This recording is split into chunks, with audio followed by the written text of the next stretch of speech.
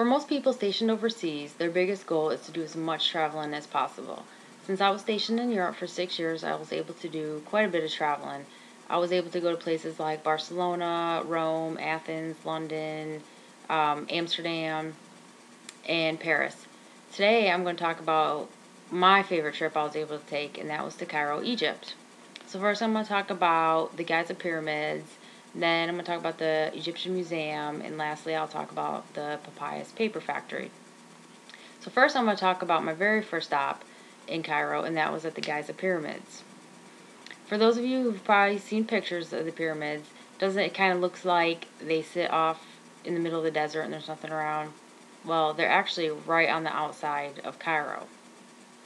And to the east of the pyramids is the city, and to the west is pretty much just desert. There are 3 pyramids that are at the site, and they were used as tombs for kings of Egypt. They are over 4,500 years old. The biggest pyramid that's there is the Great Pyramid, and that stands at 455 feet tall, and each side measures about 750 feet long. The Great Pyramid was actually the tallest man-made structure until the Eiffel Tower was built. Now, considering the importance of the pyramids, I really expected that they would be very protected, that they'd be clean, but to my surprise, it was quite the opposite. They weren't very clean. There was trash all over. There was only a couple security guards there kind of walking around making sure nobody climbed up the pyramids. And the area was just covered with peddlers trying to sell all the tourist things, get them to take camel rides. So it was quite an adventure, but it was well worth it. So now that I talked about the pyramids, I'm going to talk about my tour of the Egyptian Museum. The Egyptian Museum is located right in the city of Cairo. Now, when I first arrived at the museum, I had to go through a metal detector, and there was absolutely no cameras, no phones, no video, no electronic devices allowed in the facility at all. The first part of the museum I toured was about mummification. I learned a little bit about the mummification process.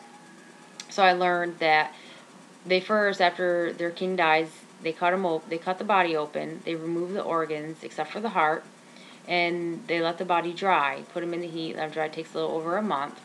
After the body's dried, they stuff the body with linens and sometimes maybe some gold, and then they sewed the body back up, wrapped the body in linen, and then the body went in the coffin, and they had their memorial, and the body was put in the tomb. My final tour of the museum was the treasures of King Tut. Now, there I was able to see, of course, the famous King Tut mask, and they had 2 of his coffins on display. They also had a room just full of all of his jewelry, his golden crowns, and things like that. It was really, really interesting to see. So after visiting the Egyptian Museum, I had one more stop on my journey, and that was to a papyrus paper factory.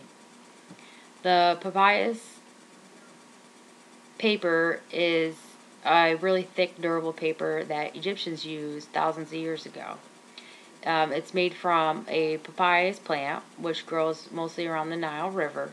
It's very strong and durable, so they use it to make other items such as furniture, ropes, things like that. The first part of my tour of the factory, they demonstrated how they actually make papaya paper. And what they do is they take the plant and they cut it into thin strips. They then soak the thin strips in water.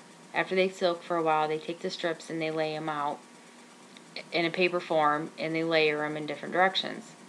After that, then they hit them with this hammer-like tool, and then they lay them flat and let them dry. And then after they're dry, they're ready to use. And then the last part of the paper tour was able to walk around and look at all the pieces on display that people had painted artwork on. And I was actually able to buy a real nice piece, and they wrote my family's name in hieroglyphics with 14 karat gold paint. So as you can probably tell, my trip to Egypt was very informative. So I never ever thought I would ever travel to Egypt, and I was absolutely amazed by the history that the country holds. So since I was in Egypt and I did quite a little bit of traveling, like I said, my famous line was always, "Yep, looks just like the picture of everything I saw." But I could not say that about Egypt because no picture could replicate the actual experience.